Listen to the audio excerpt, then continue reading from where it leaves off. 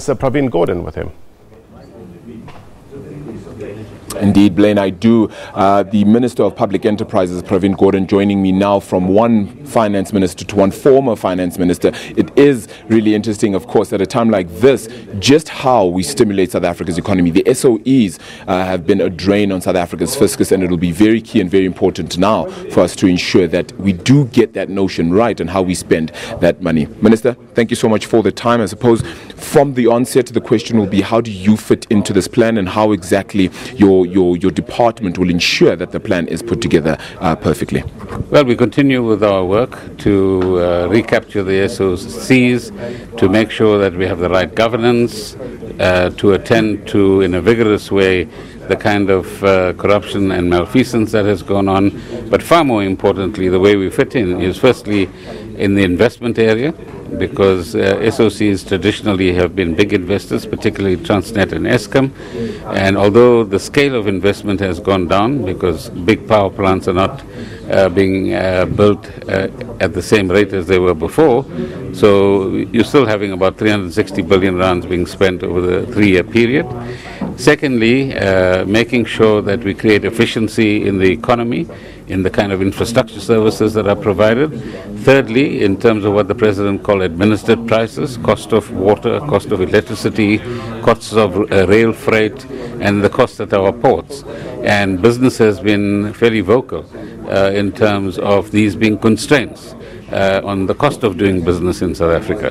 These are not going to be solved overnight, but there's a lot of focus that we're going to place to see how we could relieve pressure. But that means you've got to restructure some of the SOCs, like Eskom and so on. And that's the conversation that we are beginning to have in government. And this is not about job losses. This is about making sure that we cut the costs where we can and find new business models and new ways of doing business that keep these organizations sustainable for the next 20 years. Yeah.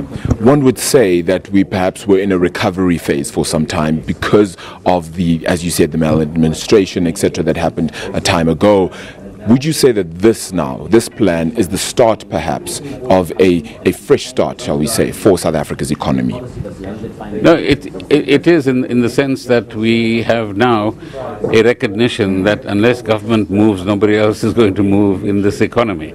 So what the President has done is saying we are willing to lead as government, and he in particular is willing to lead. Secondly, government will act as a catalyst. Thirdly, government will act as the first contributor, for example, to the infrastructure fund. Fourthly, government is willing to attend to those areas that require certainty, mining, the spectrum, the visas issue that tourism is finding quite important.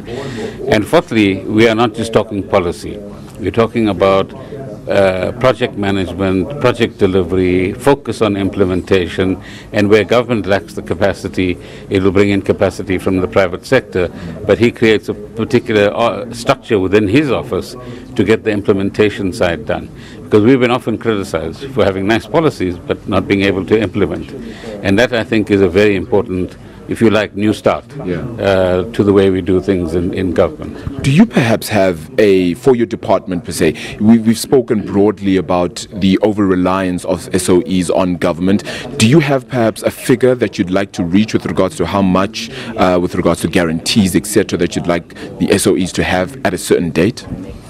We don't have a figure, but we have a trend line. So we want to reduce the reliance on guarantees. We want SOEs to be in a position to pay dividends to government, not just take money from government. Thirdly, we want SOEs to have no risk to the fiscus, meaning that none of them must fail in any way. They must be operationally efficient. They must make enough money to pay for their expenses and for their investments, and be of investment grade, so others will be willing to invest in what they actually have to do. So if we set that as a goal, that's the goal we want to drive toward. At what pace is that, though? At what pace in terms of a decline with regards to its reliance? As fast as we can get there. So we're having sleepless nights working on this and applying ourselves with a very high level of urgency. And what's good is that over the last 2 weeks I've met two boards and management of two of the key SOEs, spent more than 5 or 6 hours with each of them, and there's a great deal of willingness and a great deal of courage to deal with some of these issues. Next week I will meet with another one of them, and these hours that we're spending with them means that we're building a common vision of where we want to go, consistent with the NDP and the President's vision. Secondly, we are trying to develop the roadmap to what you're talking about. And thirdly, we want to see the milestones, which will give us some indication that we're making progress as we go. But we'll get there. Minister Pravin Gordhan, thank you so much for your time. Truly appreciate it. That is the Minister of Public Enterprises, Pravin Gordhan, again highlighting that it's key.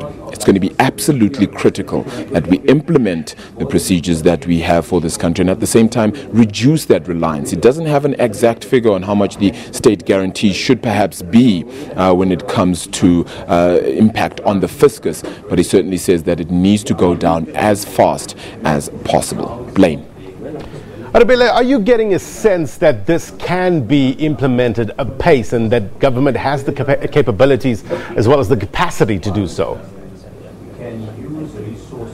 What I'm getting here, Blaine, is really that there's a sense of understanding that it's now or never. We've been perhaps sitting on our hands for far too long, and that the implementation process needs to happen right now, or else we'll just continue to fall behind, and the potential that we continue to say we have perhaps may not come to the fore. And it begins right here. It begins in this room, right? It begins with the first person of the first citizen of the nation, sending out a clear message that now is the time to implement it. Speaking as well to my question when I asked about a timeline during the press conference with regards to the plan, he did say it is being implemented the moment we leave this room. So of course from now we can already hold them accountable as to what is being done. That, I think, is going to be quite significant moving forward.